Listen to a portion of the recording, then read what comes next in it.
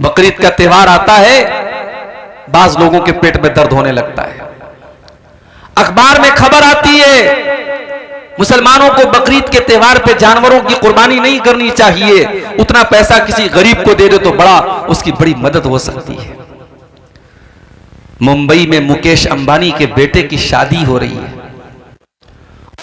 शादी के पहले के जो फंक्शंस हैं, जिसको प्री वेडिंग फंक्शन कहते हैं, शादी अभी नहीं हुई, शादी के पहले का जो तामझाम है उसमें 9 अरब रुपये खर्च हो चुके हैं।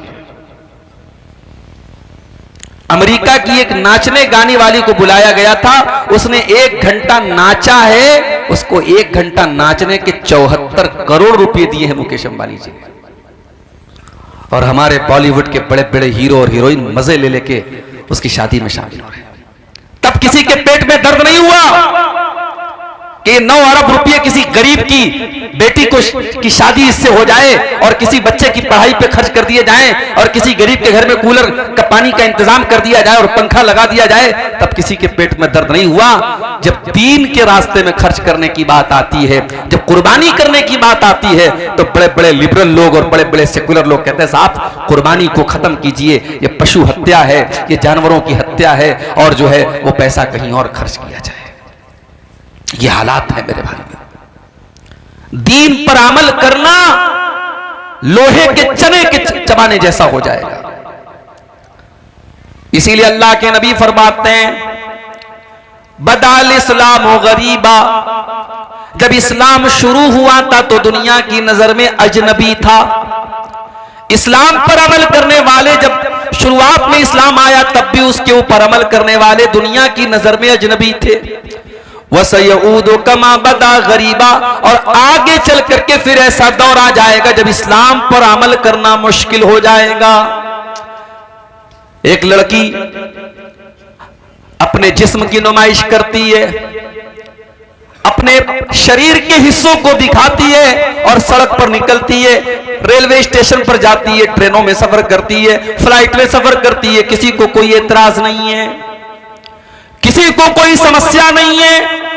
अपने पूरे शरीर को दिखा रही है, एक्सपोज कर रही है, किसी को कोई समस्या नहीं है। एक मुसलमान लड़की नकाब में कॉलेज में चली जाती है, पर्दे में यूनिवर्सिटी में चली जाती है, उसके ऊपर बवाल किया जा रहा है, उसके ऊपर एतराज किया जा रहा है, उस पर छींटाकशी की जा रही है, उसको बुरा भला कहा जा रहा है, उसको उकसाया जा रहा है। बदाल इस्लाम गरीबा, अल्लाह के नबी फरमा रहे इस्लाम जब शुरू हुआ था तब भी इस्लाम पर अमल करने वालों को बहुत सारे ताने मारे जाते थे, और आगे चल करके इस्लाम पर अमल करने वालों को फिर से ताने मारे जाएंगे। एक नौजवान अपने दामन को गुनाहों से बचा रहा है, किसी से कोई नाजायज ताल्लुक नहीं है, शादी अभी नहीं हुई है, अपने आप को गुनाह से बचा रहा है, तो लोग क्या कहते हैं कि ये तो बहुत बैकवर्ड है, ये तो बहुत पिछड़ा हुआ है, इसको तो जमाने के रंग ढंग भी नहीं पता है। दूसरा नौजवान जिनाकारी में पड़ा हुआ है, बदकारी में पड़ा हुआ है, 4 लड़कियों से फोन पर बातें कर रहा है, लड़कियों को घुमा रहा है, और दुनिया की नजर में वो बड़ा चालाक है, बड़ा मॉडर्न है, बड़ा होशियार है। मेरे प्यारे साथियों, जो अपने दामन को गुनाहों से बचा रहा है, अल्लाह के नबी फरमाते हैं बदाल इस्लाम गरीबा, इस्लाम पर अमल करने वाले दुनिया की नजर में अजनबी बन जाएंगे। और जब ऐसा दौर आ जाए तो अल्लाह के नबी क्या फरमाते हैं फतूबा लिल गुरबा, ओ लोगो तुम दीन पर अमल करते रहना, तुम्हें ताने सुनने पड़े तो तुम सुन लेना, तुम्हें गालियां सुननी पड़े तो तुम सुन लेना, तुम्हें लोगों की बातें सुननी पड़े तो तुम सुन लेना, तुम दुनिया की नजर में अजनबी बन जाना, मैं तुम्हें जन्नत की खुशखबरी सुना रहा हूं। फतूबा लिल गुरबा, अल्लाह के नबी उनको तूबा, तूबा जन्नत का एक नाम है। अगर आपके घर में बच्ची पैदा हो, बच्ची का नाम तूबा रख सकते हैं। तूबा ये जन्नत का एक नाम है। अल्लाह के नबी ने जन्नत की खुशखबरी सुनाई कि उन लोगों को जन्नत की खुशखबरी सुना दो जो दीन पर अमल करने की वजह से जमाने की नजरों में अजनबी बन जाए। हम उस दौर से गुजर रहे हैं मेरे भाई। और याद रखो ये दौर कोई नया दौर नहीं है, नबी के दौर से चला आ रहा है ये दौर। याद करो अपने नबी की सीरत, जब आपने सफा की पहाड़ी पे चढ़ करके कहा था अय्युहन्नास क़ूलू ला इलाहा इल्लल्लाह, ओ लोगों तुम ला इलाहा इल्लल्लाह कह दो, तुफ्लिहू तुम कामयाब हो जाओगे। व तमलिकुल अरब वल अजम, तुम अरब व अजम के मालिक बन जाओगे। आपने दुनिया को तौहीद की दावत दी, तो क्या लोगों ने आपको फूल का माला पहनाया? नहीं नहीं। लोगों ने शाबाशी दी? नहीं नहीं। बल्कि लोगों ने आपकी मुखालफत की, आपको बुरा भला कहा, और सबसे पहला एतराज करने वाला आपका अपना चचा अबू लहब था। जब आपने लोगों को तौहीद की दावत दी तो अबू लहब ने क्या कहा था? तब्बल्लक या मोहम्मद अलिहाजा जमातना, ऐ मोहम्मद तेरे लिए बर्बादी हो, तूने हमें इसलिए यहां पर बुलाया था, तू हमें हमारे बाप दादा का मजहब छोड़ने की बात कर रहा है, तू हमें अपने माबूदों को छोड़ने की बात कर रहा है। सबसे पहला रोड़ा बनाता अबू लहब। और एक बात बताऊं, अबू लहब का नाम अबू लहब क्यों पड़ा? लहब के माने अरबी में होते अंगारा। अबू लहब बहुत गोरा चट्टा था, वो फेयर एंड लवली नहीं लगाता था, फेयर एंड हैंडसम नहीं लगाता था, वो नेचुरल गोरा था, बहुत खूबसूरत था। इतना गोरा था कि उसका नाम पड़ गया अबू लहब। इतना गोरा, इतना खूबसूरत कि अंगारे की तरह वो चमका करता था। मगर उसका अंजाम क्या हुआ मेरे भाइयों? कुरान में अल्लाह ने पूरी सूरत नाजिल फरमा दी, तब्बत यदा अबी लहबिन व तब मा अगना अन्हु मालुहु व मा कसब। अबू लहब के दोनों हाथ टूट जाएं, अबू लहब बर्बाद हो जाए। मा अगना अन्हु मालुहु व मा कसब, न उसका माल उसके कोई काम आया, न उसकी कमाई उसके कोई काम आई। व इम्राअतुहु हम्मालतल हतब, और अल्लाह ने फरमाया कि उसकी जो बीवी थी जिसका नाम उम्मे जमील था, जो लकड़ी उठा करके लकड़ियां ला करके चुन चुन करके लाया करती थी और अल्लाह के नबी को बुरा भला कहा करती थी, अल्लाह ने उसकी बीवी की भी मजम्मत की, उसकी भी बुराई की, उसके ऊपर भी लानत फरमाई। फरमाया वम्रातुहु हम्मालतल हतब फी जीदिहा हब्लुम मिन मसद, उस अबू लहब की बीवी की गर्दन में अल्लाह ताला कयामत के दिन रस्सी डालेगा, वो भी जहन्नम की आग में डाली जाएगी। मेरे प्यारे साथियों, पता ये चला कि दुनिया में कोई खूबसूरत अगर है, कोई हैंडसम है, कोई बहुत स्मार्ट है, बहुत गोरा चट्टा है, अपनी खूबसूरती पर नाज न करे, अपने चेहरे पर नाज न करे। अल्लाह ताला खूबसूरती को नहीं देखेगा। इन्नल्लाह ला यंजुरु इला सुवरिकुम व अजसामिकुम, अल्लाह ताला तुम्हारे चेहरों को नहीं देखता, अल्लाह ताला तुम्हारी शक्लों को नहीं देखता, अल्लाह ताला तुम्हारे शरीर को नहीं देखता। वलाकिन यंजुरु इला कुलूबिकुम व आमालिकुम, अल्लाह ताला तुम्हारे दिल को देखता है और अल्लाह ताला तुम्हारे अमल को देखता है। यहां तो बेचारा परेशान बैठा है, स्टेटस पे फोटो लगाया तो हर मिनट पे चेक करा है कितने लोगों ने स्टेटस देखा, फेसबुक पे फोटो डाला तो हर मिनट में चेक कर रहा है कितने लोगों ने मेरे फोटो को लाइक किया। अरे नालायक, लोगों के लाइक की इतनी फिक्र करता है, काश तूने अल्लाह के लाइक की फिक्र की होती। फोटो तो तुमने फिल्टर करके आए तो माशाल्लाह ऐसे ऐसे ऐप आ रहे कि भाई अमेरिका के गोरे को अफ्रीका का काला बना दो, अफ्रीका के काले को अमेरिका का गोरा बना दो, ऐसे ऐसे ऐप आ रहे, जवान को बूढ़ा बना दो। एक साहब ने मेरा फोटो भेजा एडिट करके, दाढ़ी वाड़ी गायब और बाल बिल्कुल बॉलीवुड के हीरो की तरह उड़ रहा है और पैंट और कोट पहन करके मुझको भेज करके कहने लगे ये पहचान रहे कौन है? मैंने कहा मैं तो नहीं पहचान रहा, कौन है? आपका फोटो है, एडिट करके मैंने बनाया है। तो ये दौर है मेरे भाई, एडिट करके किसी फोटो आप बदल सकते हैं, मर्द को औरत बना सकते हैं, जवान को बूढ़ा बना सकते हैं, बूढ़े को जवान बना सकते हैं, वो दौर है ये। अब हमारा नौजवान बेचारा जब फोटो लेता है ना, मैं कहीं प्रोग्राम में जाता हूं, बाज नौजवान आते, बोले साहब एक सेल्फी ले लेता हूं, तो मैं देखता हूं तो वो मोबाइल पर डायरेक्ट कैमरे से सेल्फी नहीं लेता, उसमें ऐप आता है स्नैपचैट और फलाना और डिकाना, तो उससे और खूबसूरत बनने लगता है अपने आप। अब ये फोटो वो फेसबुक पे डालता है और साहब बड़ी उसको फिक्र है कि मेरे फोटो को कितने लोगों ने लाइक किया। मेरे नौजवान साथियों, जितनी फिक्र आपको अपने इस फोटो के लोगों के लाइक करने की है, काश इतनी फिक्र इस बात की होती कल कयामत के दिन अल्लाह ताला हमको लाइक करेगा कि नहीं करेगा। अल्लाह की कसम, आपने अपने चेहरों को बहुत खूबसूरत बना भी लिया और बहुत प्यारी माँ बहनों, आपने अपने आप को खूबसूरत बना भी लिया ब्यूटी पार्लर में। आजकल देखिए वीडियो भी आता होगा फेसबुक के ऊपर कि बूढ़ी औरत को ब्यूटी पार्लर वाले जवान बना देते हैं, काली औरत को गोरी बना देते हैं, बदसूरत को खूबसूरत बना देते हैं। आपने ब्यूटी पार्लर में जाकर के अपनी बदसूरती को खूबसूरती में तब्दील कर भी लिया, अपने चेहरे को खूबसूरत बना भी लिया।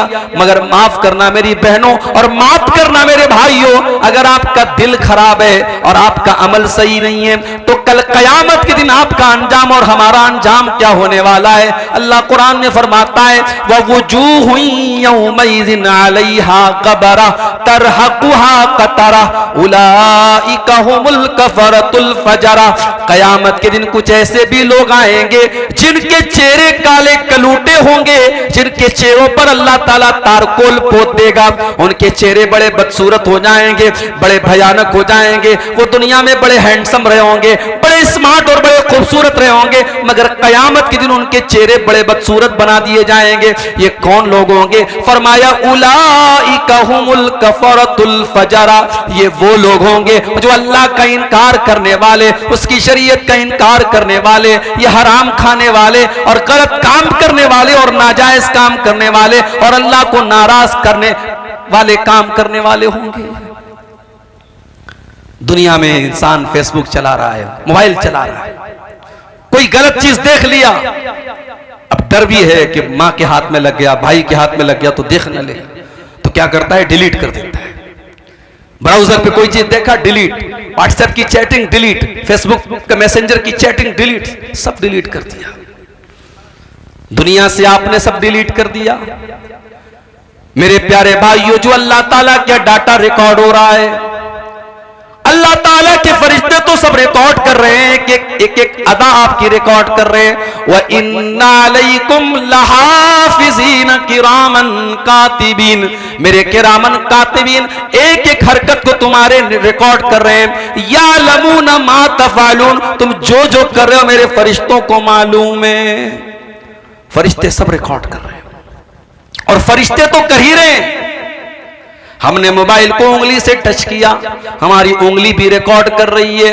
हमने मोबाइल पर आंखों से कुछ देखा, हमारी आंखों के अंदर भी उसकी रिकॉर्डिंग हो रही है। हमने कानों में हेडफोन लगा के, ईयरपोर्ट लगा के कुछ सुना, हमारे कान भी उसको रिकॉर्ड कर रहे हैं। और कयामत के दिन आंख भी गवाही देगी और कान भी गवाही देंगे और हमारी उंगली भी गवाही देगी। अल्लाह ने फरमाया हत्ता इज़ा मा जाऊहा शहीदा अलैहिम समउहुम व अबसारुहुम वजुलूदुहुम बिमा कानू यअमलून।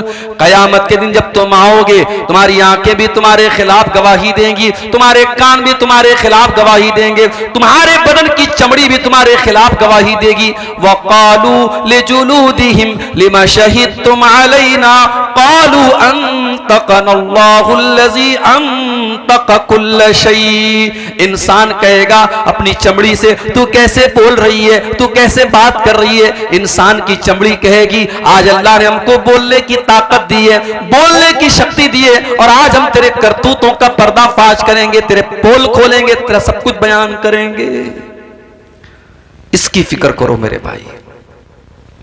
ये उंगली से जो टच करते हो उंगली गवाही देगी, ये कानों से जो सुनते हो कान गवाही देंगे, आंखों से जो देखते हो आंख गवाही देगी। और अल्लाह हिसाब नहीं लेगा, अल्लाह हिसाब तो बाद में लेगा। दुनिया में क्या होता है? रिजल्ट मिलता है स्कूल में बच्चों को, उस पर लिखा रहता है पास है कि फेल है, पास है तो कौन सी डिवीजन से पास है, कितने परसेंटेज मिले।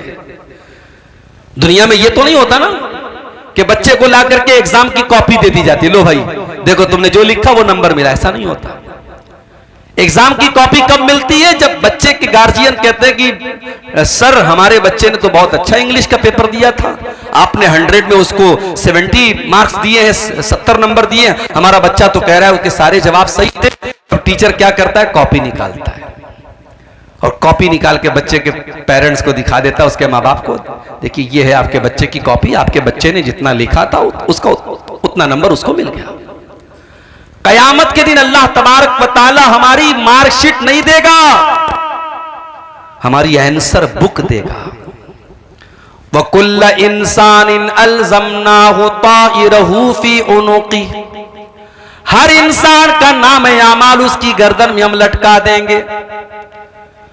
वकुल्ल इंसानिन अलज़मनाहु ताइरहु फी उनुक़ि व नुख़रिजु लहू यौमल क़ियामति किताबन यल्क़ाहु मंशूरा।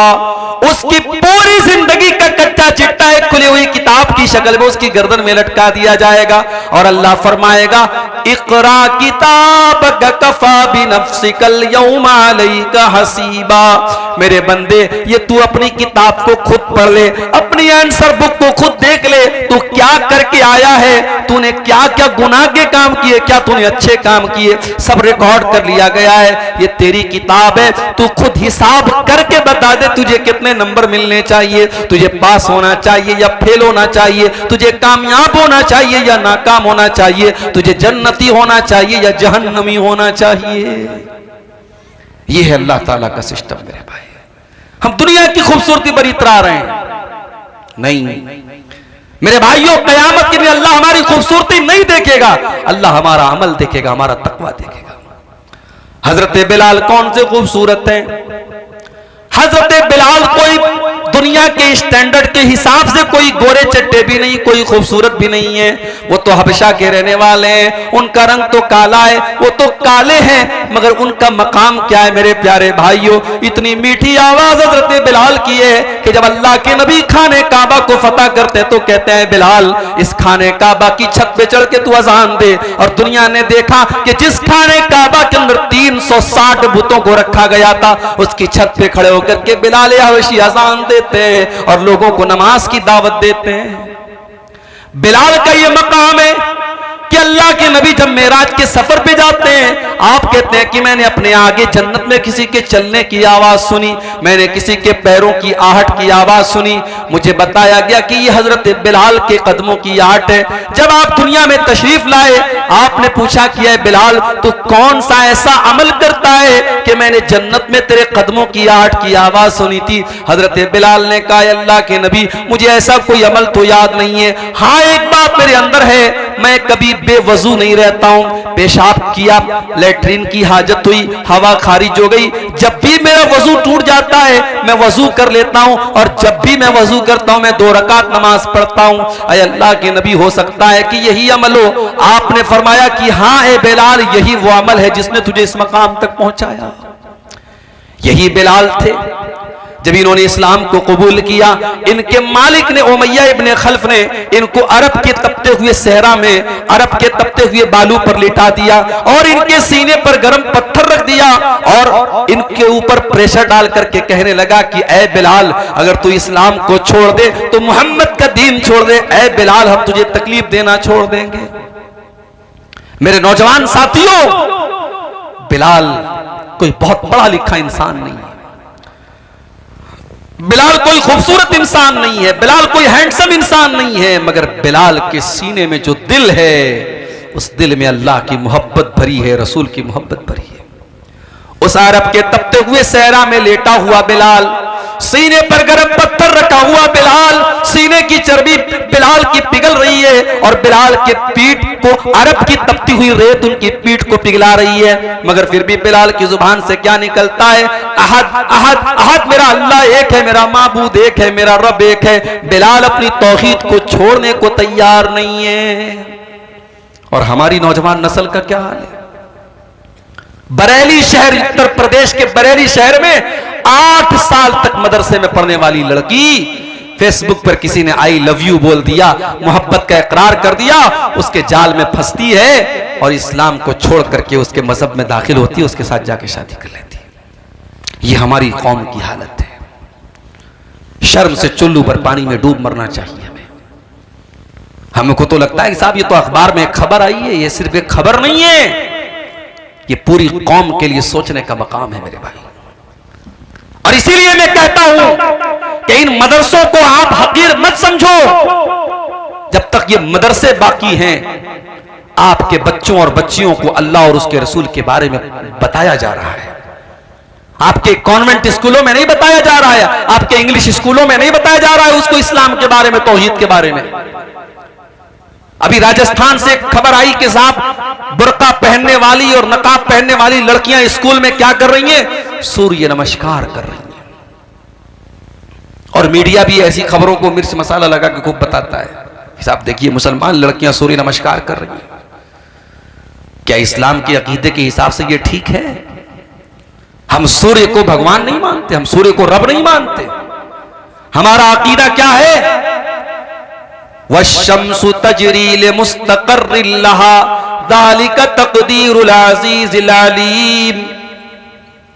सूरज अल्लाह ताला के इशारे पर चलता है, अल्लाह के कानून के मुताबिक चलता है।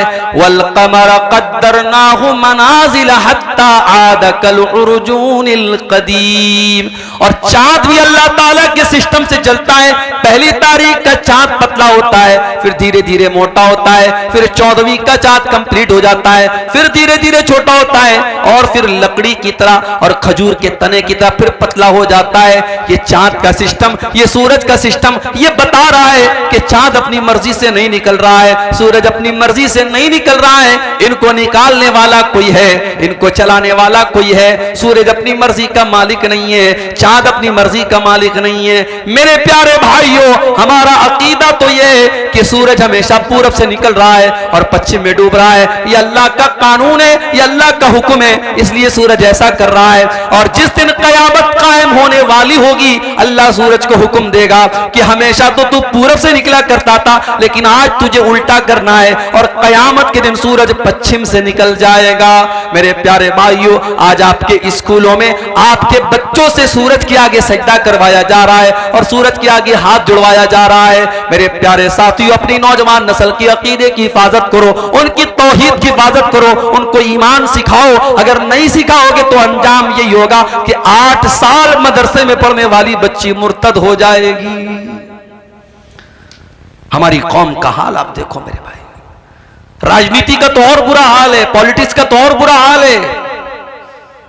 जो पॉलिटिक्स में चला गया उसका कोई मजहब नहीं है मेरे भाई, वो कहीं भी सर झुका सकता है, किसी के भी आगे पैर हाथ फैला सकता है वो। नहीं मेरे भाइयों, ऐसा नहीं होना चाहिए। और याद रखो, इस्लाम से जो लोग नफरत करते हैं उनको आपकी तरक्की से उनको कोई नुकसान नहीं है। आप पैसा कमाइए, आप घर बनाइए, आप अच्छा कपड़ा पहनिए, उनको इससे प्रॉब्लम नहीं है। उनको प्रॉब्लम आपके इस्लाम से है, उनको प्रॉब्लम आपके दीन से, आपके ईमान से है। इसलिए अल्लाह कुरान में कहता है, वला यज़ालूना युकातिलूनकुम हत्ता यरुद्दूकुम अन दीनिकुम। ऐ नबी, इस्लाम के दुश्मन इसीलिए आपसे लड़ाई करते और जंग करते हैं ताकि मुसलमानों को दीन से हटा दें, मुर्तद कर दें, मुसलमानों को अल्लाह की तौहीद से दूर कर दें। हमारी कौम का हाल क्या है? अररिया का ये इलाका बड़ा पिछड़ा हुआ इलाका है।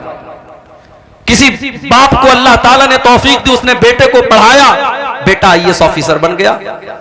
कटिहार के अंदर, पूर्णिया के अंदर, अररिया के अंदर आईएएस ऑफिसर बन गया। बहुत अच्छी बात है, हमारी कौम का बच्चा आईएएस ऑफिसर बन गया। अब आईएएस ऑफिसर की कुर्सी पर जब वो बैठा, वो लड़का हमारी कौम का, तो वो कारून बन गया, वो फिरौन बन गया, अल्लाह को भूल गया। उसे इस्लाम बड़ा मामूली मजहब लगने लगा। उसे लगने लगा कि साहब ये मौलवी लोग तो बड़ी दकियानूसी बातें करते हैं, इस सब मजहब की बातों को छोड़ दो, तरक्की करो, आगे बढ़ो, ये रोजा नमाज छोड़ो, ये सब टॉपिक। अगर इसका नाम तरक्की है मेरे भाई, तो हमें ऐसी तरक्की नहीं चाहिए। हमें ऐसी तरक्की नहीं चाहिए जो मजहब और दीन और तौहीद को हम खो करके हासिल करें मेरे भाइयों। इमाम मालिक का एक जुमला नोट कर लो। इमाम मालिक ने कहा था कि इस उम्मत में बाद में आने वाले लोग कामयाब नहीं हो सकते हैं जब तक वो उस फॉर्मूले को ना अपना लें जो पहले के लोगों ने अपनाया था। सहाबे किराम को देखो, बकरी चराने वाले, खेती करने वाले, सहराओं में घूमने वाले, अल्लाह ताला ने उनको क्या मकाम दे दिया। उस दौर की बड़ी बड़ी सुपर पावर ने उनके आगे सर झुका दिया। ईरान की सुपर पावर जिसको किसरा कहा जाता था, और रोम की सुपर पावर जिसको कैसर कहा जाता था। कैसर और किसरा ने भी उनको सैल्यूट किया और उनके आगे झुकना पड़ा। और बैतुल मुकद्दस जो एक जमाने तक यहूदियों के कब्जे में, ईसाइयों के कब्जे में था, उस बैतुल मुकद्दस को भी मुसलमानों ने अपने कंट्रोल में लिया और वहां पर नमाज शुरू हो गई। मेरे प्यारे साथियों, ये सारे के सारे हालात सहाबे किराम के दौर में हुए। सहाबे किराम ने तरक्की के नाम पर अपने दीन को नहीं छोड़ा, अपने ईमान को नहीं छोड़ा, अपने इस्लाम को नहीं छोड़ा। उन्होंने वक्त की फिरौनों की आंखों में आंखें मिला करके उनको घुटनों के बल गिरने पर मजबूर कर दिया, मगर अपने दीन और अपने ईमान से कभी कॉम्प्रोमाइज नहीं किया। खुद न थे जो राह पर औरों के रहबर बन गए, क्या नजर थी जिसने मुर्दों को मसीहा कर दिया। कल तक जो मुर्दा थे, अल्लाह के प्यारे नबी ने उनको मसीहा बना दिया। मेरे प्यारे साथियों, आज हमें भी तरक्की करना है, हमें भी जमाने की आंखों से आंखें मिलाना है, मगर इस्लाम को छोड़ना नहीं है, ईमान को छोड़ना नहीं है, तौहीद को छोड़ना नहीं है। मेरे भाइयों, मैं चाहता हूं कि आपके बच्चे आईएएस ऑफिसर बने, मैं चाहता हूं आपके बच्चे वकील बने, मैं चाहता हूं आपके बच्चे जज बने, मगर याद रखो, मैं ये भी चाहता हूं आपका बेटा जब वकील बने तो उसके दिल में ईमान की मोहब्बत भी हो। जब वो अदालत में केस लड़ने जाए तो कोई झूठा केस न लड़े, वो सच्चाई के लिए लड़े। मैं चाहता हूं आपकी कौम का बेटा, हमारी कौम का बेटा जज की कुर्सी पर बैठे तो वो किसी ओहदे की लालच में गलत फैसला न कर दे, वो रिटायरमेंट के दिन, आखिरी दिन ऐसा फैसला करके पूरी कौम को मुसीबत में डाल करके अपने रिटायरमेंट का प्लान न बनाने लगे, बल्कि वो जज की कुर्सी पर बैठ करके इंसाफ का, जस्टिस का, न्याय का काम करे। मैं ये चाहता हूं मेरी कौम के बच्चे डॉक्टर बने, लेकिन डॉक्टर बनने का मकसद सिर्फ गरीबों का खून चूसना ना हो, उनकी जेब से पैसे निकालना ना हो, बल्कि उस डॉक्टर का काम कौम की खिदमत करना हो। वो कोई गरीब मरीज आए तो उसका इलाज फ्री में भी कर दे, वो अगर किसी को परेशान हाल देखे तो उसकी मदद के तौर पर उसका फ्री में इलाज कर दे, उसके दिल में गरीबों का दर्द हो। ऐसा ना हो कि मरने वाला तो मर गया और उसकी बॉडी को आईसीयू में रखे हुए है और उसके घर वालों से पैसा वसूला जा रहा है, एक एक घंटे का पैसा लिया जा रहा है, मरने वाला बेचारा मर चुका है और फिर भी उसके घर वालों से पैसा लिया जा रहा है। मेरे भाइयों, ऐसे चोर और लुटेरे डॉक्टर हमें नहीं चाहिए। हम ये चाहते हैं मेरे भाई, हमारी कौम तरक्की करे, हमारा पिछड़ापन दूर हो, मगर सबके बाद हम अल्लाह, अकबर इलाहाबादी का एक शेर है ना, तुम शौक से कॉलेज में पढ़ो, चरक पे झूलो, जायज है गुब्बारों में उड़ो, चरक पे झूलो, बस एक सुखन बंदे आजिज कर रहे याद, अल्लाह को और अपनी हकीकत को न भूलो। हम यही चाहते हैं, हम अल्लाह को भूलने वाले न बन जाएं मेरे भाइयों। इसलिए कि जो अल्लाह को भूल जाएगा वो न दुनिया में चैन पाएगा ना आखिरत में चैन पाएगा। वमन आरज़ा अन ज़िक्री फ़इन्न लहू मईशतन ज़न्का, अल्लाह फरमाता है जो मुझे भूल जाएगा, जो मेरे जिक्र से मुंह मोड़ेगा, जो मेरी शरीयत से मुंह मोड़ेगा, हम उसकी जिंदगी को बेचैनी वाली जिंदगी बना देंगे। व नहशुरुहु यौमल क़ियामति आमा, और क़यामत के दिन हम उसे अंधा बना करके उठाएंगे। क़ाल रब्बि लिमा हशरतनी आमा, और क़यामत के जब अंधा बना करके उठाएंगे तो कहेगा अल्लाह मुझे अंधा क्यों बना दिया। अल्लाह फरमाएगा कज़ालिका अततका आयातुना फनसीतहा व कज़ालिकल यौम तुनसा। ऐ मेरे बंदे, जब कुरान पढ़ा जाता था, जब मेरे नबी की हदीसें पढ़ी जाती थी, तू भी तो अंधा और बहरा बन जाता था, न तू कुरान को सुनता था न हदीसों को सुनता था, मेरी बातों को तू सुन करके अनसुना कर दिया करता था। आज हम तुझे भूल जाएंगे। मेरे प्यारे साथियों, फितनों का ये दौर है, और फितनों की जब बात आई है तो एक बहुत बड़ा फितना इस दौर का जो हमें महसूस हो रहा है, वो फितना है माल का फितना। पैसा कमाने के पीछे हमारा नौजवान अंधा बना हुआ है। मेरे पास अभी व्हाट्सएप पर मैसेज आया, मौलवी साहब एक कंपनी आई है, 10,000 रुपया लगा दो, हर महीने 2,000 रुपये मिलेंगे, 5 महीने में रकम खाली हो जाएगी, उसके बाद जो पैसा मिलेगा सब बेनिफिट होगा। मैंने कहा वो कंपनी कारोबार क्या करती है? कहा मौलवी साहब ये तो नहीं पता। कहते क्रिप्टो कोई कंपनी है, क्रिप्टो की कंपनी है, वो पैसा ले रही है। मैंने कहा कारोबार क्या करती है? नहीं मालूम। पूरे गांव के लोग पड़े हुए हैं, मौलवी साहब, मस्जिद के इमाम साहब भी वो काम कर रहे हैं। माफ करना मेरे भाई, कोई काम अगर इमाम साहब शुरू कर दे तो वो जायज नहीं हो जाएगा, कोई काम अगर मौलवी साहब शुरू कर दे तो वो जायज नहीं हो जाएगा। आपको पता करना पड़ेगा कि वो काम जायज भी है कि नहीं है। मेरे प्यारे नौजवान साथियों, कभी अल्लाह का शुक्र अदा किया करो कि अल्लाह ने हराम चीजों की तो लिस्ट बताई है, लेकिन हलाल चीजों की लिस्ट नहीं बताई है। पूरे कुरान में अल्लाह ने कहीं पर हलाल की लिस्ट नहीं बताई, हराम की लिस्ट बताई। इन्नमा हर्रमा अलैकुमुल मैतता वद्दमा वलहमल खिंजीरी वमा उहिल्ल बिही लिगैरिल्लाह।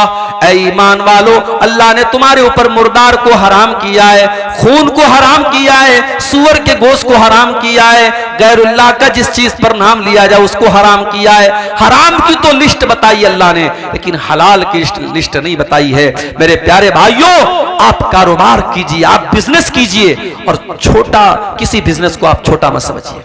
हमारे एक साथी थे बनारस में, जामिया सल्फिया बनारस में, जहां से हमने तालीम हासिल की, वहीं से उन्होंने तालीम हासिल की। वो रहने वाले थे सूरत के, गुजरात के। आप लोगों ने कभी सुना होगा कि गुजराती लोग जो होते हैं कारोबार में बहुत आगे होते हैं, और इस वक्त पूरे भारत को भी 2 गुजराती चला रहे हैं, मालूम है ना आपको? 2 गुजराती पूरे भारत को चला रहे हैं। तो गुजराती लोग कारोबार में बहुत आगे होते हैं। तो हमारा वो जो साथी था सूरत का, उससे मेरी मुलाकात हुई 5-6 साल के बाद। तो मैंने पूछा कि भाई क्या करते हो तुम? अब भाई मौलवी लोग क्या करते हैं, कोई कहीं खुतबा दे रहा है, किसी मदरसे में पढ़ा रहा है, या बिहार में आमतौर से मदरसा खोल लेते हैं मौलाना लोग। तो मैंने सोचा शायद इन्होंने भी कोई मदरसा खोल लिया हो या मदरसा में पढ़ा रहे हो। तो कहा कि मेरे अब्बू की पकौड़े की दुकान है, हमारे अब्बू की पकौड़े की दुकान है, मैं वो चला रहा हूं, बहुत अच्छी चल रही है। तो मुझे यार, मैंने कहा यार तुम मौलवी हो के पकौड़े की दुकान पे तुमको अच्छा लगता है? उसने कहा क्या बुरा है, बिजनेस है, कारोबार है, आजाद हूं मैं, मेरी अपनी दुकान है, मैं डेली जो है दिन भर दुकान पर बैठता हूं और अच्छा खासा माशाल्लाह 2000-3000 का काम कर लेता हूं, और आजाद भी हूं, कहीं जाना है कोई प्रॉब्लम नहीं, किसी का गुलाम नहीं हूं, किसी की नौकरी नहीं है। ये सोच थी उसकी। तो गुजराती था। तो बताना ये चाहता हूं कि अगर आप कारोबार करना चाहें, तिजारत करना चाहें, हजारों रास्ते हैं आपके पास, लेकिन आप रातों रात अमीर बनना चाहते हैं। हमारे नौजवान को 10,000 वाला मोबाइल नहीं चाहिए, उसको 50,000 वाला आईफोन चाहिए। कमा रहा है 5,000 रुपया महीना, और फोन कौन सा चाहिए? आईफोन चाहिए। और आईफोन खरीदने वाले आमतौर से क्या करते जानते हो? वो स्टेटस सिंबल है, उसको उतनी जरूरत नहीं है आईफोन की, उसको आईफोन चलाना भी नहीं आता है। मगर जब 4 लोगों के सामने आईफोन का वो जो एप्पल बना होगा, वो जो दिखेगा ना, तब लोग कहेंगे कि हाँ यार इसकी हैसियत है। क्या स्टेटस के पीछे मर रहे हो मेरे भाई? ये आईफोन को तुमने स्टेटस बना के रखा है। ये महंगा कपड़ा पहन लिया, महंगा मोबाइल ले लिया, महंगा घर बना लिया, तो तुम्हारा स्टेटस बहुत ऊंचा हो गया। माफ करना मेरे भाई, अल्लाह क्या स्टेटस इन सब चीजों से नहीं बनेगा। इन्ना करमकुम इंदल्लाहि अत्काकुम। अल्लाह ताला के यहाँ अगर किसी का स्टेटस ऊंचा होगा तो उसका होगा जिसके अंदर अल्लाह का तकवा होगा। मेरे नबी की जिंदगी को देखो मेरे भाइयों, मेरे नबी का मकान भी कोई आलीशान नहीं, मेरे नबी का कपड़ा भी कोई आलीशान नहीं, मेरे नबी के घर में कोई फर्नीचर भी नहीं। आपकी जिंदगी तो ऐसी गुजरी कि अल्लाह के नबी एक चटाई पर लेटा करते थे। एक दिन आप चटाई पर से उठते हैं और आपकी पीठ पर चटाई के निशान पड़े हैं। साहबे किराम ने देखा, अय अल्लाह के नबी, लवित तखजना लकवितान या रसूल अल्लाह, अय अल्लाह के नबी आप हमें इजाजत दे दें, हम आपके लिए गद्दे का इंतजाम कर दें, हम आपके लिए आरामदेह बिस्तर का इंतजाम कर दें। आपने क्या जवाब दिया मेरे प्यारे साथियों? जरा अपने नबी का जवाब सुन लेना। फरमाया माली वली दुनिया, हो लोगों मेरा दुनिया से क्या लेना देना है। माना इल्ला करा के बिन इस्तज़ल्लता तशजरतिन सुम्मा राह फतरकहा। अरे मैं तो एक परदेसी की तरह हूं, मैं तो मुसाफिर की तरह हूं जो किसी पेड़ के नीचे थोड़ी देर हाल्ट करता है, थोड़ी देर आराम करता है, फिर अपनी मंजिल की तरफ चला जाता है। मैं दुनिया में रहने के लिए नहीं आया हूं, मेरी मंजिल तो आखिरत है, मैं आखिरत की तैयारी करने के लिए आया हूं। आज हम दुनिया के पीछे मरे जा रहे हैं। सुबह नींद खुलती है तब से लेकर रात में सोने तक एक मर्तबा भी हमारे ज़हन में आखिरत की फिक्र पैदा नहीं होती, जन्नत की फिक्र नहीं पैदा होती, जहन्नम से बचने की चिंता नहीं होती। हाय दुनिया, हाय दुनिया, हाय दुनिया। मेरे प्यारे साथियों, ये माल और औलाद भी अगर आपको अल्लाह से दूर कर दे तो ये बहुत बड़ा फितना है। अल्लाह कुरान में कहता है इन्नमा अमवालुकुम व औलादुकुम फितना, तुम्हारा माल भी तुम्हारे लिए फितना है, तुम्हारी औलाद भी तुम्हारे लिए फितना है। अगर माल के चक्कर में तुम हराम रास्ता अपना रहे हो और औलाद के चक्कर में तुम गलत रास्ता अपना रहे हो तो माल भी फितना है और औलाद भी फितना है। मेरे भाइयों, अल्लाह के प्यारे नबी मिंबर पे खुतबा दे रहे हैं, जुमा का खुतबा आप दे रहे हैं। आपके नवासे हजरत हसन और हुसैन जिनकी उम्र 4-5 बरस की है, वो दोनों मस्जिद में आ रहे हैं। 5 साल के बच्चे चलते भी हैं तो गिरते पड़ते हुए चलते हैं। हदीस के अल्फाज हैं हजरत हसन और हुसैन गिरते पड़ते फिसलते हुए मस्जिद में चले आ रहे हैं।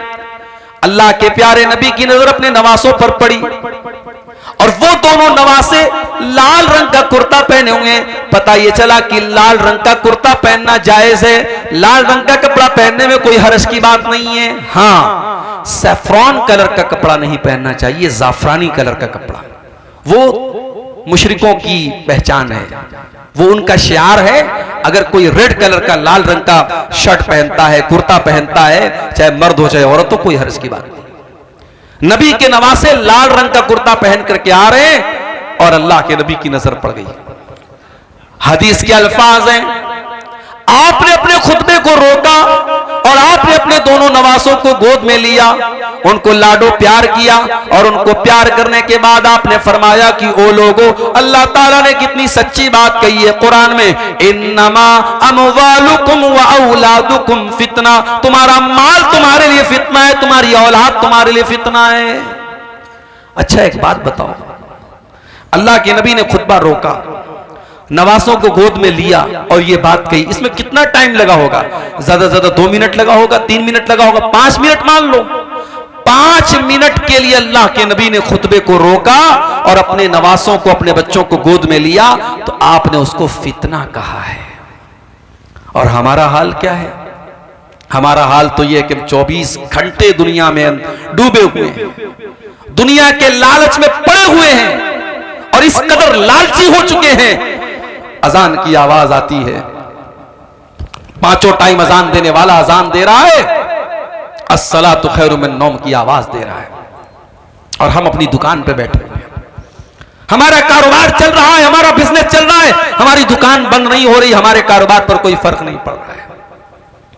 यानी 5 टाइम की नमाज में, फजर की नमाज तो बिल्कुल सुबह पढ़ी जाती है, अगर 4 टाइम की जो नमाज है, जोहर, असर, मगरिब, इशा, अगर चारों नमाज को अगर आपके वर्किंग टाइम में मान लिया जाए, आपकी दुकान के, आपके कारोबार के टाइम में, और एक नमाज पे आधा घंटे का टाइम मान लिया जाए, तो यानी आप 24 घंटे में 2 घंटा भी अपने कारोबार से निकाल करके अल्लाह को देने को तैयार नहीं है।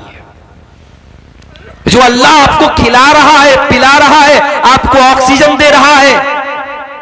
मां के पेट में हम थे, अल्ट्रासाउंड के बगैर मां के पेट का भी फोटो नहीं आता है। अल्ट्रासाउंड जब होता है तो वो कैमरा जो होता है वो मां के पेट के अंदर रोशनी करके तब फोटो लेता है। मां के पेट में जहां रोशनी पहुंचने का कोई रास्ता नहीं है, अल्लाह तेरी कुदरत है कि तू वहां भी बच्चे का दिल बना रहा है, वहां भी बच्चे का दिमाग बना रहा है, वहां भी बच्चे की आंखें बना रहा है। और क्या मजाल है कि कोई एक आंख इधर हो और एक आंख इधर हो, एक कान यहां हो और एक कान यहां हो, पूरे बैलेंस के साथ, पूरे तवाज़ुन के साथ बच्चा पैदा होता है। आंख अपनी जगह पे है, कान अपनी जगह पे है, मुंह अपनी जगह पे है, दिमाग अपनी जगह पे है। ये अल्लाह की कुदरत देखो मेरे प्यारे साथियों, अल्लाह ताला मां के पेट में ये सारा प्रोसेस करता है। और आज हम और आप इतने बड़े नाशुक्रे हैं, उस अल्लाह के लिए हम 5 टाइम की नमाज भी पढ़ने को तैयार नहीं है। इसीलिए अल्लाह कुरान में कहता है, रिजालुल्ला तुलहीहिम तिजारतुन वला बैउन अन जिक्रिल्लाह, मेरे वो हकीकी बंदे और मेरे सच्चे मोमिन बंदे तो वो है, उनका कारोबार उनको नमाज से कभी नहीं रोकता है। वो नमाज भी पढ़ते और कारोबार भी करते हैं और मैंने देखा है मुंबई के अंदर ऐसे ऐसे सेठों को देखा है मेरे भाइयों, आप यकीन करें, आपके अररिया में क्या कोई पैसा कमाने वाले होंगे, आपके पूर्णिया में क्या कोई पैसा ऐसा कमाने वाले होंगे, आपके किशनगंज में क्या पैसा कमाने वाले होंगे। मैंने मुंबई में ऐसे सेठों को भी देखा है जो बहुत बड़े करोड़पति अरबपति हैं, बहुत बड़ा उनका कारोबार है, मगर रमजान के आखिरी अशरे में वो एतिकाफ भी करते हैं, वो 10 दिन एतिकाफ में भी बैठते हैं। और जब वो एतिकाफ में बैठते हैं तो अपने कारोबार का जो मोबाइल है वो अपने भाई को, अपने घर को, अपने बेटे को दे करके आते हैं कि नहीं नहीं अब ये 10 दिन मुझे अपने बिजनेस से कोई मतलब नहीं, अपने कारोबार से कोई मतलब नहीं, मैं 10 दिन अल्लाह की इबादत के लिए लगा रहा हूं। रिजालुल्लाह तुलहीहिम तिजारतुन वला बयून अन जिक्रिल्लाह, मेरे सच्चे मोमिन बंदे तो वो हैं उनका कारोबार उनको कभी अल्लाह के जिक्र से गाफिल नहीं करता, कभी नमाज से गाफिल नहीं करता। यखाफून यौमन ततक़ल्लबु फीहिल क़ुलूब वल अबसार, इसलिए कि वो कयामत के दिन से डरते हैं जिस दिन लोगों की दहशत का बड़ा बुरा आलम होगा। दहशत क्या होती है आपने देखा है, नेपाल में जलजला आया, बनारस में हल्का सा झटका महसूस हुआ। मैं तो उस वक्त ट्रेन में सफर कर रहा था, सुबह मेरी बीवी का फोन आया, कहने लगी रात में जलजला आपने देखा, जलजला आया था। मैंने कहा मैं तो ट्रेन में बैठा था, ट्रेन में तो हमेशा जलजला आता रहता है, ट्रेन हिलती रहती है। कहा कि नहीं रात में बहुत सब चीजें हिल रही थी, जलजला आया था। 2 दिन तक बनारस में लोगों के पेट मुंह से खाना उतर नहीं रहा था, लोग दहशत के आलम में थे। जलजला कहां आया था? नेपाल में आया था। उसका झटका दिल्ली और उत्तर भारत में कहीं कहीं महसूस हुआ था, और ये छोटा सा जलजला था जो नेपाल में आया था। इज़ा ज़ुलज़िलतिल अर्ज़ु ज़िलज़ालहा, जब वो जलजला आएगा जो सिर्फ उत्तर भारत में नहीं, सिर्फ दक्षिण भारत में नहीं, मध्य प्रदेश में नहीं, महाराष्ट्र में नहीं, गुजरात में नहीं, इज़ा ज़ुलज़िलतिल अर्ज़ु ज़िलज़ालहा, जब पूरी धरती को अल्लाह ताला हिला देगा। व अखरजतिल अर्ज़ु अस्क़ालहा, और जमीन अपने सारे बोझ निकाल देगी। अच्छा, ये बोझ निकाल देगी, इसका क्या मतलब है? इसका मतलब यह है कि जमीन के अंदर जो हीरे जवाहरात, सोने चांदी और कीमती मेटल्स है, सब बाहर निकल जाएगा। जमीन अपने सारे खजाने निकाल देगी। और एक मतलब यह भी है कि जमीन के अंदर जितने मुर्दे हैं कयामत के दिन सब जिंदा हो जाएंगे। वक़ालल इंसानु मा लहा, और इंसान कहेगा इस जमीन को क्या हो गया है। यौमइज़िन तुहद्दिसु अख़बारहा, और कयामत के दिन जमीन अपनी बातें बयान करेगी, जमीन बोलेगी बिअन्ना रब्बका औहा लहा, क्योंकि उस जमीन को अल्लाह ताला हुक्म देगा बोलने का। इससे एक बात यह पता चली कि हम जिस धरती पर और जिस जगह पर कोई काम करते हैं वो जगह भी गवाही देगी। मिसाल के तौर पर इस गांव में आज ये जलसा हो रहा है, अब जलसे वालों का कहना है कि हमें उम्मीद नहीं थी कि इतनी सारी पब्लिक आ जाएगी, क्योंकि ये इलाका बहुत पिछड़ा हुआ है, आने जाने का जो रास्ता है बहुत मुश्किल है, बहुत टफ है, फिर भी लोग आए। और इस वक्त जो है रात के तकरीबन 1:15 बज रहे हैं, लोग जमे हुए हैं, माए बहनें हमारी बैठी हैं। ये इलाका, ये पिंडाल, ये पूरी धरती बोलेगी कयामत के दिन कि हाँ यहाँ रात को 1:15 बजे तक, 1:30 बजे तक, 2 बजे तक तेरे दिन की बातें हुई थी, कुरान हदीस की बातें हुई थी। और इसी इलाके में अगर किसी घर में, किसी कमरे में बैठ करके कोई जुआ खेल रहा है, कोई शराब पी रहा है, कोई ज़िना कर रहा है, कोई हराम काम कर रहा है, वो धरती भी बोलेगी मेरे भाइयों यौमइज़िन तुहद्दिसु अख़बारहा, जमीन गवाही देगी कि हाँ वहां पे क्या हुआ था। इसलिए जब गुनाह करना तो ये सोच के करना कि ये कमरा गवाही देगा, ये धरती गवाही देगी। कहां से बचेंगे हम अल्लाह के यहां? आगे रमजान का महीना आ रहा है मेरे भाई। अल्लामा इब्न जौज़ी का एक जुमला आज मैंने पढ़ा, बड़ा प्यारा जुमला था। अल्लामा इब्न जौज़ी लिखते हैं कि अगर कब्र में मरे हुए लोगों से कहा जाए कि तमन्ना करो, आरजू करो, तो मरा हुआ आदमी जो मर चुका है, कब्र में जा चुका है, अगर उससे कहा जाए कि तुम्हारी कोई अंतिम इच्छा है, कोई आखिरी ख्वाहिश है, तो पता है वो क्या कहेगा? कहेगा कि अल्लाह एक दिन तू रमजान का और दे दे, एक दिन तू रमजान का और दे दे। रमजान इतना कीमती महीना है मेरे भाइयों। पिछले रमजान में कितने लोग हमारे गांव में रहे होंगे, इस साल वो नहीं है, इंतकाल हो गया उनका। कितने बूढ़े लोग, कितने नौजवान लोग, कितनी औरतें पिछले रमजान में थी, इस साल नहीं है। और इस साल अल्लाह ताला हमको ये तौफीक दे रहा है सन 2024 का और हिजरी कैलेंडर के हिसाब से 1445 हिजरी का रमजान हमें मिलने वाला है, अगर हम जिंदा रहे, अगर हमारी हयात बाकी रही। अल्लाह ने हमें एक चांस दिया है मेरे भाई कि अपने आप को हम सुधार ले, तौबा कर लें, और जब हम तौबा करेंगे हमने जितने गुनाह किए अल्लाह सब माफ कर देगा। अच्छा, दुनिया में इंसाफ का पैमाना अलग है। दुनिया का इंसाफ क्या कहता है कि अगर किसी ने अच्छा काम किया उसको बदला दिया जाए, किसी ने बुरा काम किया उसको सजा दी जाए। दुनिया का इंसाफ तो यही है। अल्लाह का इंसाफ बड़ा निराला है।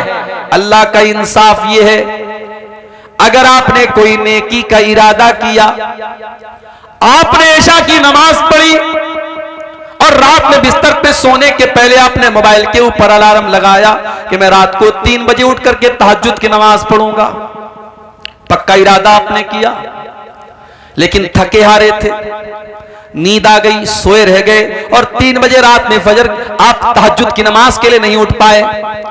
अल्लाह के नबी फरमाते, जब बंदा नेकी का पक्का इरादा करता है और किसी वजह से वो नेकी नहीं कर पाता है, अल्लाह कहता है उक्तबू लहू हसनतन, मेरे बंदे के नाम अमाल में एक नेकी लिख दो। उसने किया नहीं था, इरादा किया था, पक्का इरादा किया था। और अगर बंदा वो नेकी का काम कर लेता है, अल्लाह फरिश्तों से कहता है उक्तबू लहू अशरा हसनात, उसके नाम आमाल में 10 नेकी लिख दो। नेकी का इरादा किया तो 1 नेकी का सवाब, और नेकी कर लिया तो 10 नेकी का सवाब। उसके बाद एक और बंदा आता है और वो गुनाह करता है, अल्लाह फरमाता है इसके नाम आमाल में 1 गुनाह लिखो। उसने गुनाह का इरादा किया था, अल्लाह कहता है 1 गुनाह लिखो। उसने गुनाह कर लिया था, अल्लाह कहता है 1 गुनाह लिखो। और एक दूसरा इंसान आता है जो गुनाह का इरादा करता है, अल्लाह फरिश्तों से कहता है होल्ड करो, इंतजार करो, वेट करो, देखते रहो वो गुनाह करता है कि नहीं करता है। अगर बंदे ने गुनाह का इरादा किया और फिर इरादा करने के बाद उसने गुनाह नहीं किया, उसने अपने दामन को गुनाह से बचा लिया, अल्लाह के नबी फरमाते कि अल्लाह ताला फरिश्तों से कहता है उक्तबू लहू हसनतन, मेरे बंदे के नाम आमाल में 1 नेकी लिख दो। फरिश्ते कहते हैं अल्लाह उसने तो कोई नेकी का काम न किया, उसने तो कोई अच्छा काम न किया। आए अल्लाह उसने तो बुराई का इरादा किया था, उसने तो शराब पीने का इरादा किया था, उसने तो ज़िना करने का इरादा किया था। आए अल्लाह उसने गलत काम करने का इरादा किया था और बाद में उसने गलत काम नहीं किया और तू कह रहा है कि हम 1 नेकी लिख दे। अल्लाह फरमाता है इन्नमा तरकहा मिन जर्राया, मेरे बंदे ने मेरे डर से गुनाह को छोड़ा है, मेरे खौफ से गुनाह को छोड़ा है, मेरे बंदे के नाम आमाल में 1 नेकी लिख दो। यह है अल्लाह का इंसाफ। इतना करीम है हमारा रब, इतना रहीम है, इतना मेहरबान है, और हम इतने बड़े नालायक हैं, नाशुक्र हैं कि उस अल्लाह से हम तौबा भी नहीं करते। मेरे भाइयों, अल्लाह को क्या पड़ी है कि अल्लाह अपना अजाब हम पर नाजिल करेगा। ये जितने परेशानियां हम पर आ रही हैं, ये हमारे अपने करतूतों का नतीजा है। अल्लाह हम पर अजाब भेजना नहीं चाहता है। अल्लाह तो खुद कुरान में कहता है मा यफ़अलुल्लाहु बिअज़ाबिकुम इन शकरतुम व आमनतुम व कानल्लाहु शाकिरन अलीमा। अल्लाह तुम पर अपना अजाब भेज करके क्या करेगा? ऐ मेरे बंदो, अगर तुम अल्लाह का शुक्रिया अदा करने वाले बन जाओ, तुम अल्लाह के ऊपर ईमान लाने वाले बन जाओ, तो अल्लाह ताला तुम पर अपना अजाब नाजिल करके क्या करेगा। इसलिए मेरे भाइयों, फितनों के इस दौर में अगर हमसे कुछ गुनाह के काम हुए हैं, हम अल्लाह से तौबा कर लें और अपने आप को जहन्नम की आग से बचाएं। और जहन्नम की आग से बचाने के लिए बहुत सारे नेकी के काम आप कर सकते हैं। अल्लाह के नबी ने फरमाया इत्तकुन्नार वलौ बिशिक्की तमरा, खजूर का टुकड़ा भी अल्लाह के रास्ते में दे करके अपने आप को जहन्नम की आग से बचा सकते हो तो बचा लो। ये मदरसा है, ये मस्जिदें हैं, ये दीन का काम है जहां आपसे चंदे की अपील की जा रही है। अल्लाह का शुक्र अदा करो कि आपसे चंदा मांगा जा रहा है, आपसे बाकायदा मौलवी लोग माइक पर आकर के आपसे अपील कर रहे हैं। वरना कयामत के पहले तो एक ऐसा दौर भी आएगा, अल्लाह के नबी फरमाते हैं कि सदका देने वाला सदका लेकर के निकलेगा, माल लेकर के निकलेगा और कोई उसका सदका कबूल करने वाला नहीं होगा। इतना माल लोगों के पास आ जाएगा, इतना पैसा लोगों के पास आ जाएगा कि सदका करने वाला और दान देने वाला दान देना चाहेगा और सदका करना चाहेगा, मगर उसके सदका को कोई कबूल करने वाला नहीं होगा। ये मौका है मेरे भाई, जहन्नम की आग से अपने आप को बचा लो। रमजान का महीना आ रहा है, उसमें नेकी करके और उसमें रोजा रख करके, तरावी पढ़ करके, तहज्जुद पढ़ करके, कुरान पढ़ करके अपनी मगफरत का सामान कर लो मेरे भाई। ये फितनों का दौर है, फितनों का जमाना है, और इस दौर में अपने बच्चों की भी फिक्र करो। मैं कभी कभी कहता हूं अपनी तकरीरों में कि जब पैसा दिया करो अल्लाह की राह में तो बच्चों से दिलवाया करो। अपने घर से जाओ तो औरतों को कुछ पैसा दे करके जाओ कि देखो मैं जा रहा हूं बाहर, ये पैसा तुमको देके जा रहा हूं, ये ज़कात का पैसा है, ये सदका खैरात का पैसा है, गरीबों को दे दिया करना, कोई मांगने वाला आए तो दे देना। अपने घर की औरतों को ये सिखाओ मेरे भाई, इसलिए कि जब हम अच्छी चीजों में, जब हम बुरी चीजों में अपने परिवार को शामिल करते हैं। अभी मैं कार से आ रहा था, रास्ते में एक रेस्टोरेंट पड़ा था दरभंगा में, राधे राधे। हमारे ड्राइवर साहब भी साथ में थे। हम लोगों को भूख बहुत तेज लगी थी, दोपहर में मैंने खाना भी नहीं खाया था। ड्राइवर साहब ने कहा चलिए यहाँ पे खाना खाते हैं, बड़ा अच्छा रेस्टोरेंट है। मैं गया रेस्टोरेंट में, बहुत अच्छा, कभी आपका गुजर हो दरभंगा से देखिएगा, बिल्कुल हाईवे के ऊपर है, बहुत मशहूर है वहाँ का रेस्टोरेंट। वहाँ गए तो माशाअल्लाह बड़ा साफ सुथरा रेस्टोरेंट और खाना भी एक से एक, और उसके बाद मिठाइयाँ भी एक से एक। तो जानते हो पहला ख्याल मेरे दिल में क्या आया? मेरे दिल में ख्याल आया कि यार ये तो फैमिली के लायक जगह है, बच्चों को लेके आने लायक जगह है, बड़ा अच्छा यहाँ सिस्टम है, निज़ाम है। यानी ये एक नेचुरल बात है। हम कोई अच्छी चीज देखते हैं तो हम चाहते हैं कि हमारा परिवार भी इसमें शामिल हो जाए। हम कोई अच्छी चीज खाते हैं, सोचते हैं हमारा परिवार भी खा ले। मेरे भाइयों, जहन्नम की आग से हमें अपने आप को भी बचाना है, अपने परिवार को भी बचाना है।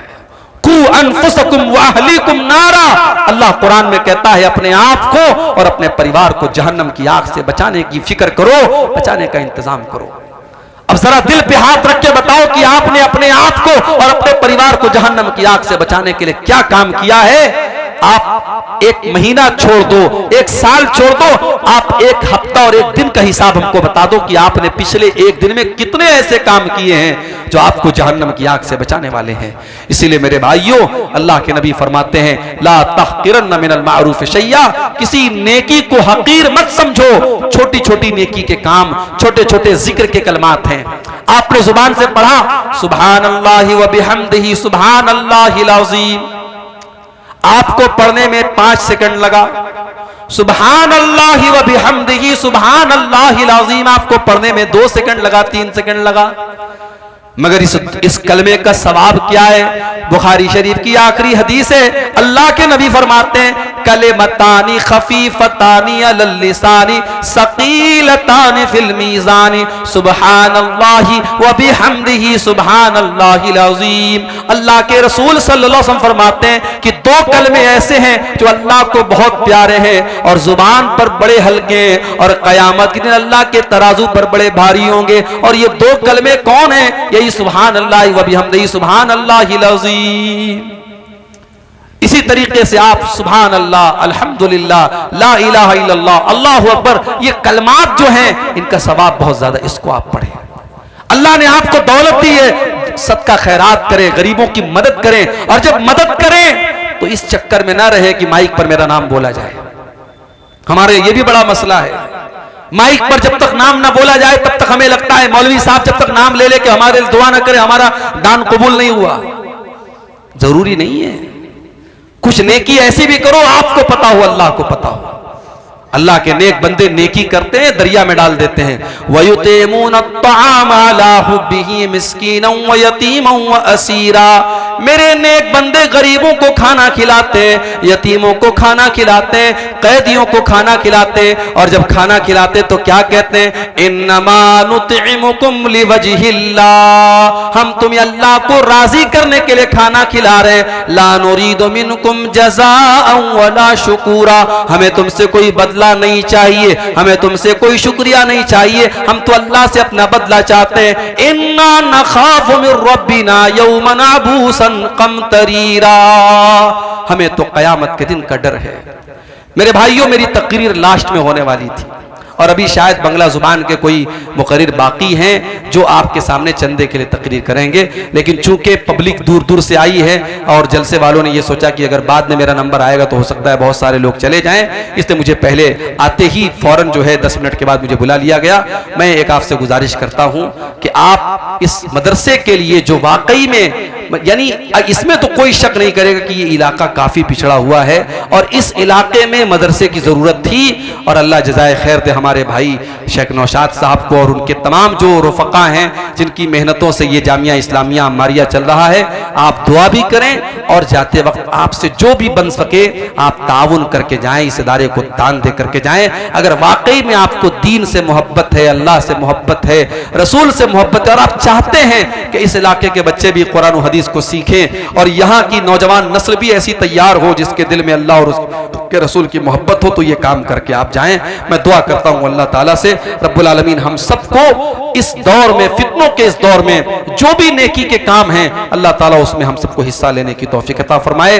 रब्बुल आलमीन हमारे जिन भाइयों ने इस मदरसे में अब तक चंदे और दान दिए हैं, अल्लाह उनके दान को, उनके चंदे को कबूल फरमाए, और जो अभी तक पीछे रह गए हैं और अभी तक उन्होंने इस कार्य खैर में, इस नेकी के काम में हिस्सा नहीं लिया है, अल्लाह उनको तौफीक दे कि वो आगे बढ़ें और आकर के मदरसे में ताउन करके जाएं।